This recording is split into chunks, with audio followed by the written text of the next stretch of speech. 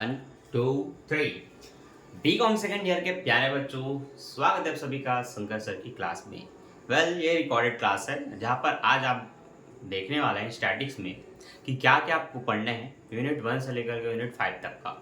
ध्यान रखना कि ये जो टॉपिक मैं बताने वाला हूँ ये सिलेक्टेड टॉपिक हैं जो एग्ज़ाम में पूछे जाते हैं, जिनसे क्वेश्चन आते हैं। अब इन टॉपिक्स में ऐसा कोई भी टॉपिक नहीं है जो एग्ज़ाम में नहीं आता, और अगर किसी भी यूनिवर्सिटी में इनसे हट कर के आता है तो आप मुझे, अगर मेरा ये क्या बोलते हैं क्लास आप बाय कर चुके हैं, तो आप मुझे उन क्वेश्चनों को या उन टॉपिक्स को पीडीएफ बना करके सेंड कर सकते हैं और उससे संबंधित जानकारी या उसका सोल्यूशन मुझसे मतलब ले सकते हैं। ठीक है, चलिए तो हम जान लेते हैं कि बिजनेस स्टैटिक्स में आपको पूरे 75 में 75 नंबर कैसे लाना है।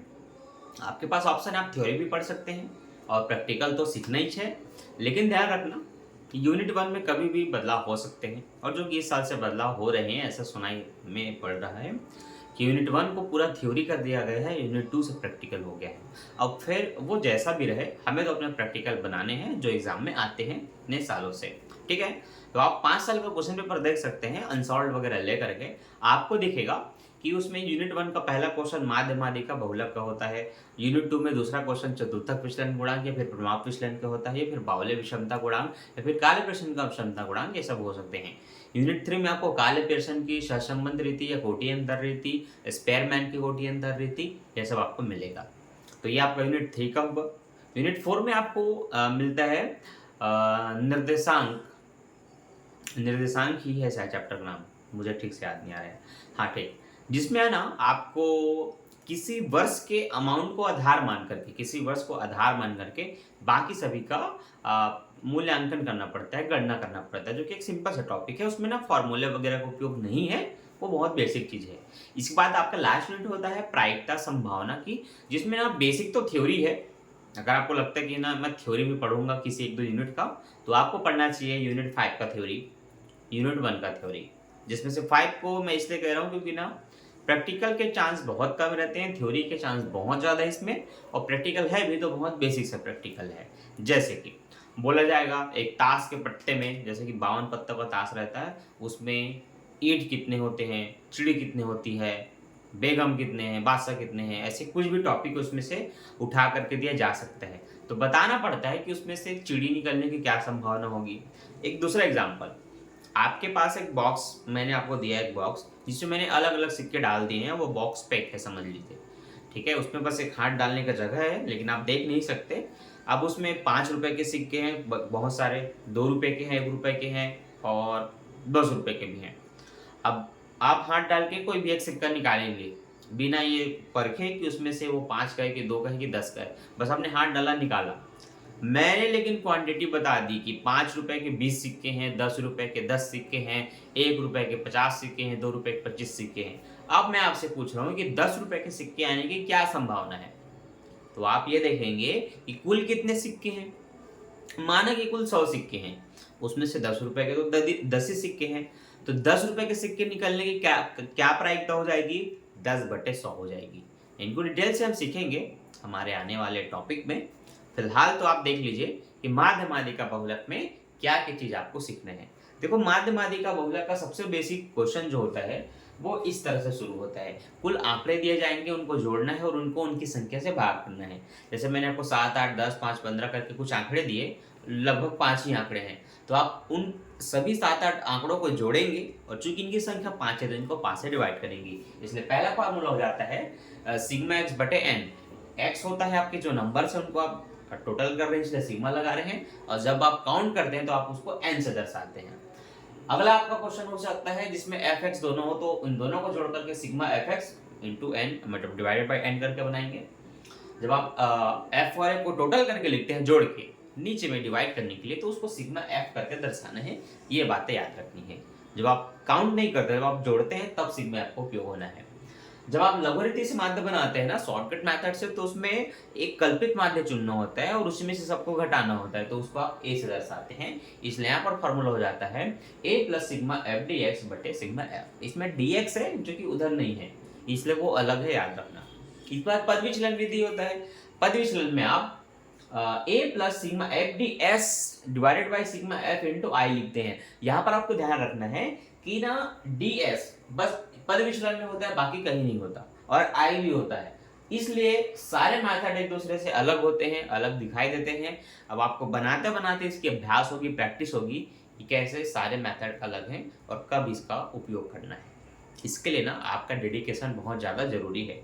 जब आप कुछ टॉपिक सीखेंगे तो उनके क्वेश्चन की प्रैक्टिस भी आपको करनी है, ताकि ये टॉपिक कठिन या मिक्स ना हो आपके माइंड में। हर टॉपिक को अलग अलग बनाना है और उनके एक नहीं 5 क्वेश्चन बनाने हैं। जब किसी एक टॉपिक के 5 क्वेश्चन बनाएंगे ना, तो टॉपिक आपके मन में बिल्कुल अलग अलग रहेगा, मिक्स नहीं होगा। ठीक है, आगे बढ़ते हैं। अगला टॉपिक है आपका माध्यिका का। देखो बुक में ना माध्यिका में ये फॉर्मूला लिख देते हैं, जबकि बेसिक आप 8वीं 9वीं 10वीं से जब पढ़ेंगे तो ये आपको मिलेगा जो मैंने यहाँ लिखा है। परंतु सब कुछ सेम है, दिक्कत नहीं है, बस क्रम आगे पीछे हो जाता है। अगर मैं कहूँ 5 में 6 का गुणा कीजिए तो आपको 30 मिलता है, तो फिर मैं कह दूं कि 6 में 5 का गुणा कीजिए और क्या मिलेगा, तो वही 6 पंजे 30, 5 छक्का 30, बात वही है। आई का मतलब होता है L2 माइनस L1। इस L2 माइनस L1 को आप ऊपर में रख दो इस तरह से, या फिर इधर साइड में रख दो, बात एक है। यहाँ पर ये n/2, ये एक्चुअल में स्मॉल m निकलता है। माध्यिका निकालने से पहले आपको स्मॉल माध्यिका निकालनी पड़ती है, जिसमें n के मान को 2 से डिवाइड करके देखना पड़ता है कि वो संचय वृत्ति में किसके अंतर्गत आएगा। उस वाले वैल्यू को ना आपको CF में घटाना पड़ता है। तो आप अगर स्मॉल m नहीं लिखते तो n/2 माइनस CF आप लिख करके भी बनाते हैं, इसलिए ये भी फार्मूला है वो भी फार्मूला है, दोनों उपयोग होते हैं। बहुलक का एक ही सूत्र है, L1 plus F1 minus F0 F1 minus F2 होता है शायद, ठीक है। उसमें कुछ बदलाव कर सकते हैं, अगर गलत होगा तो कोई दिक्कत नहीं है, बुक में आपको डिटेल से मिलेगा। नीचे 2F1 minus F0 minus F2 into आई करके ये फार्मूला है। इसके बाद आप सेकेंड यूनिट में जब इंटर करते हैं तब आपको चतुर्थक विचलन, चतुर्थक गुणांक, प्रमाप विचलन और प्रमाप विचलन गुणांक, बावले का विषमता गुणांक, काल पेर्सन का विषमता गुणांक, ये सारे टॉपिक ना आपको यूनिट 2 में मिलते हैं। चूंकि टॉपिक ज्यादा है तो क्वेश्चन भी ज्यादा बनाना पड़ेगा, लेकिन हाँ आपको पता होना चाहिए कि भाई आपने अगर क्लास बाय किया है तो आपको क्या क्या पढ़ना है।